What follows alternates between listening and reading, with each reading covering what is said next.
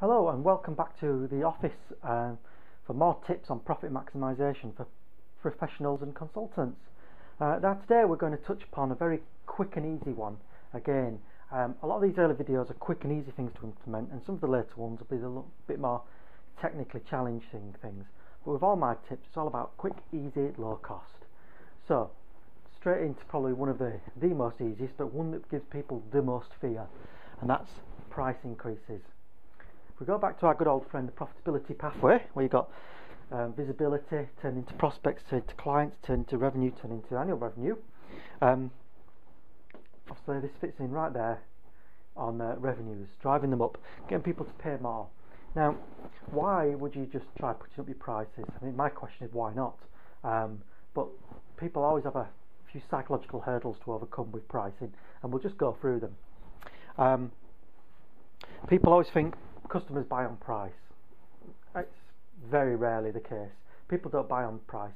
If people bought on price, we'd all buy Ford Focuses, but we don't. People buy Mercedes, they buy BMWs, and it doesn't make a lot of economic sense. People do not buy on price. If we bought on price, people would always buy second-hand cars. They're looking for something extra. People buy new cars. Another reason why to do it, it's very easy to do. Just try it. Put your prices up. There's no strategy that's easier to implement.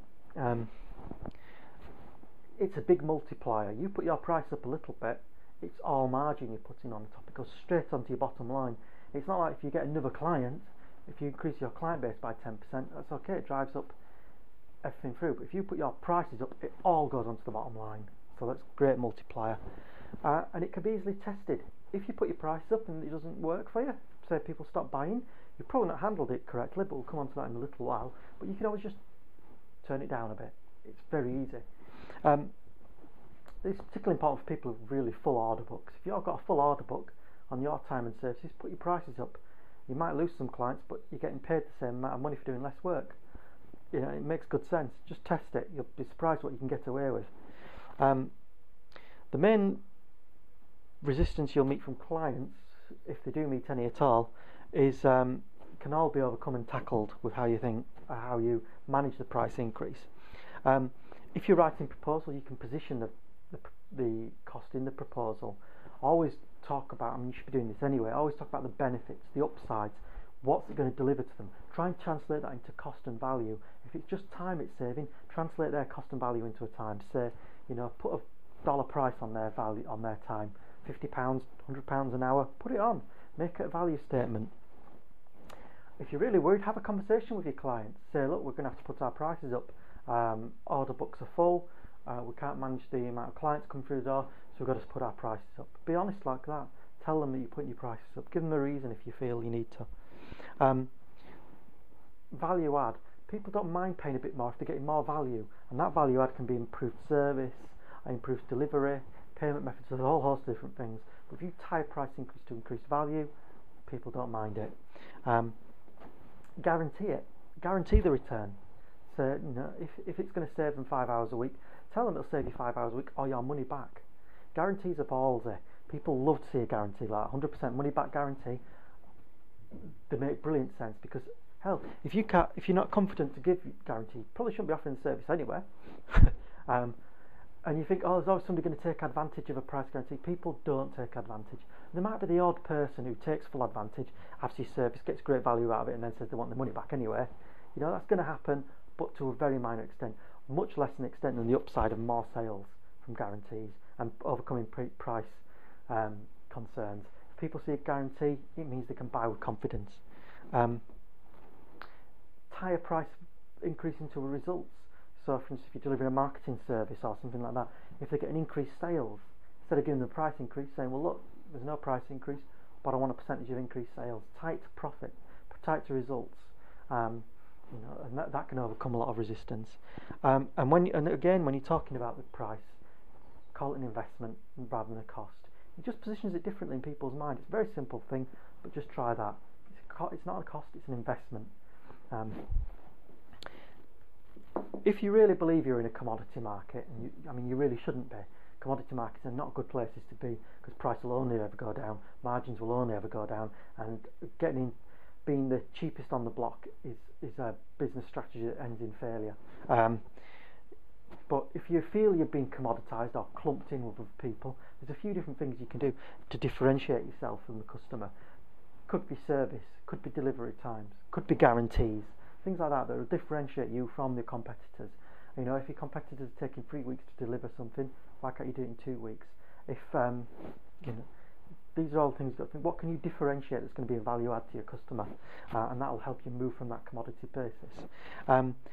If you really do have to give a discount, never give a discount without a reason. If you present a proposal to somebody and they say, look, we can't afford this, we can only say, well, look, what can we reduce in the proposal to bring it down to that price level but still maintain what you want? Always have a reason for a discount. If you're putting a sale item on or something like that, always have a reason. It could be you're overstocked, it could be you've got a hole in your diary. Never discount for no reason, because it means it's impossible to go back from that position. And always time limit discounts as well. That's very important. Discounts should always be time limited. You don't want people taking a discount from you for something they negotiated, but then they want to implement it 6 months later when it's really bad for you. You're not going to do a good job because you're not committed, because you're not getting paid what you should be. So time limit discounts is very important.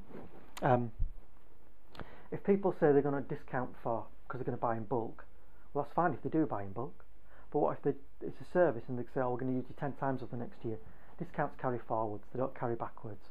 You pay full price for the first one, the second one you get a discount, the third one you get an even bigger discount, the fourth one, that's the way it goes.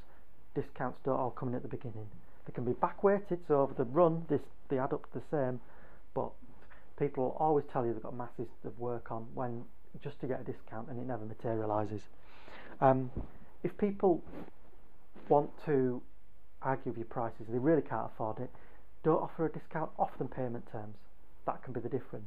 If it's £1,000 and they go, oh, you can't really afford it, say, well, look, how about £500 now and £500 in a month's time? You know, that could swing it for you. And it can also differentiate you in a commodity marketplace.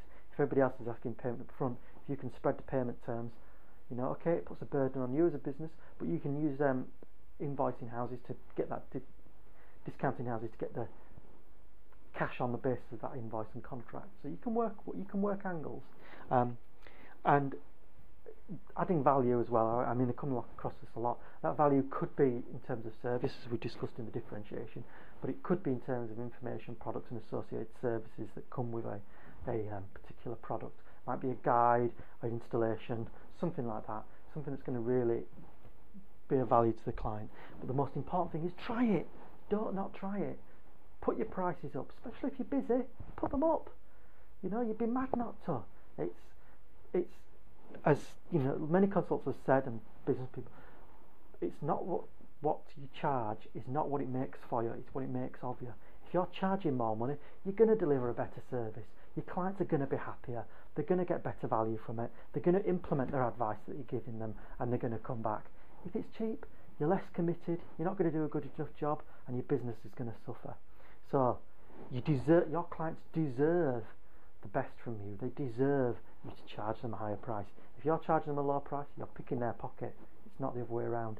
And that's a really important point, and really understanding your psychology as you go into this. But price increases, put them up, make more money, make a better business, give better service. Great. Well, thank you for your time. Keep an eye out for the next video, and I look forward to speaking to you again soon.